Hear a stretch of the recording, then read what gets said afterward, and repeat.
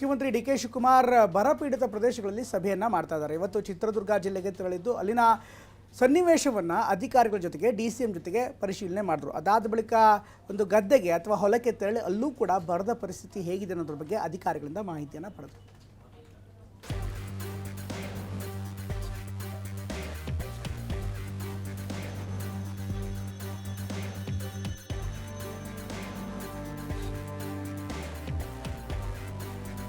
ಕೆಲವೆಡೆ ಧಾರಾಕಾರ ಮಳೆ, ಇನ್ನೂ ಹಲವೆಡೆ ಬರಗಾಲದ ಛಾಯೆ. ಇದು ರಾಜ್ಯದಲ್ಲಿನ ಪರಿಸ್ಥಿತಿ. ಮುಂಗಾರು ಮಳೆ ಕೈಕೊಟ್ಟ ಹಿನ್ನೆಲೆ ರಾಜ್ಯದ ಅನ್ನದಾತರು ಮುಗಿಲಿನ ಕಡೆ ಮುಖ ಮಾಡುವ ಪರಿಸ್ಥಿತಿ ನಿರ್ಮಾಣವಾಗಿದೆ. ಅನೇಕರು ಬಿತ್ತನೆ ಮಾಡಿ ಮಳೆಗಾಗಿ ಕಾದು ಕುಳಿತಿದ್ರೆ ಮತ್ತಷ್ಟು ಮಂದಿ ಬಿತ್ತನೆ ಮಾಡೋದಕ್ಕೆ ವರುಣನ ದಾರಿ ಕಾಯ್ತಿದ್ದಾರೆ. ಪರಿಸ್ಥಿತಿ ಹೀಗಿದ್ದು ಮುಖ್ಯಮಂತ್ರಿ ಡಿ.ಕೆ. ಶಿವಕುಮಾರ್ ಬರ ಪರಿಶೀಲನೆಗೆ ಇಳಿದಿದ್ರು.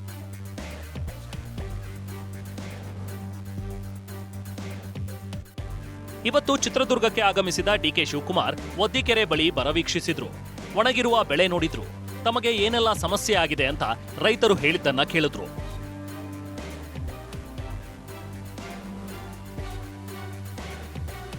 ಇನ್ನು ಡಿಕೆ ಯಾರ ಜಮೀನಿನಲ್ಲಿ ಬರ ವೀಕ್ಷಿಸಿದ್ರು ಆ ರೈತ ಟಿವಿ9 ಜೊತೆಗೆ ಮಾತನಾಡಿದ್ರು. ಸಿಎಂ ತಮ್ಮ ಪರಿಸ್ಥಿತಿ ಅವಲೋಕಿಸಿದ್ದಕ್ಕೆ ಖುಷಿಯಾಗಿದೆ ಅಂದ್ರು. ಸರ್, ತುಂಬ ಖುಷಿ ಆಯಿತು. ಸಿಎಂ ಅವ್ರು ಬಂದುಬಿಟ್ಟು ಸ್ಥಳ ಪರಿಶೀಲನೆ ಮಾಡಿದಾಗ ನಮಗೆ ತುಂಬ ಖುಷಿ ಆಯಿತು. ಏನಂದರೆ ಮಳೆ ಬರದೇ ಇರೋದ ಕಾರಣ ಬೆಳೆ ಎಲ್ಲ ಹಾಳಾಗಿದೆ. ಹಂಗಾಗ್ಬಿಟ್ಟು ಬರಪೀಡಿತ ಪ್ರದೇಶ ಅಂತ ಹೇಳ್ಬಿಟ್ಟು ಘೋಷಣೆ ಮಾಡ್ತೀವಿ ಅಂತ ಹೇಳ್ಬಿಟ್ಟು ಆಶ್ವಾಸನೆ ಕೊಟ್ಟಿದ್ದಾರೆ. ಇದಾದ ಬಳಿಕ ಚಿತ್ರದುರ್ಗ ನಗರಕ್ಕೆ ಆಗಮಿಸಿದ ಮುಖ್ಯಮಂತ್ರಿ ಡಿ.ಕೆ. ಶಿವಕುಮಾರ್ ಸಭೆಯೊಂದನ್ನು ನಡೆಸಿದ್ರು. ಬೆಂಗಳೂರು ವಿಭಾಗ ಮಟ್ಟದ ಪ್ರಗತಿ ಪರಿಶೀಲನೆ ಮೀಟಿಂಗ್ ಮಾಡಿದ್ರು. ಈ ಸಭೆಯಲ್ಲಿ ಉಪಮುಖ್ಯಮಂತ್ರಿ ಡಾಕ್ಟರ್ ಜಿ. ಪರಮೇಶ್ವರ್, ಸಚಿವ ಕೆ.ಎಚ್. ಮುನಿಯಪ್ಪ, ಶಾಸಕರು ಹಾಗೂ ಅಧಿಕಾರಿಗಳು ಭಾಗಿಯಾಗಿದ್ರು.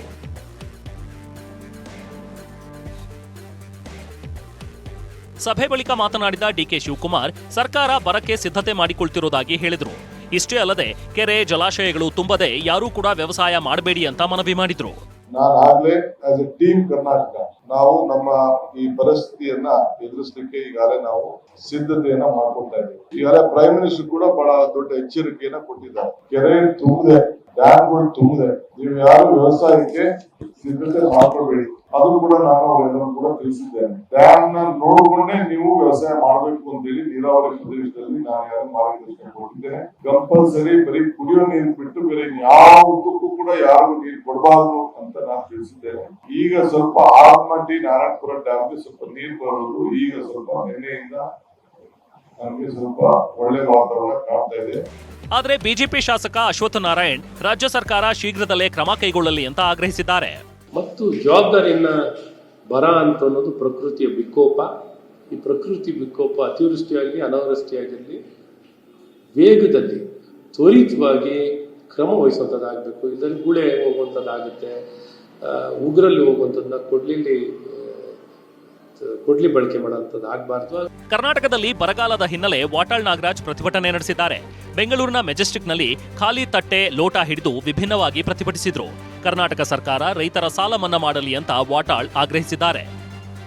ಬಸವರಾಜ್, ಟಿವಿ9, ಚಿತ್ರದುರ್ಗ.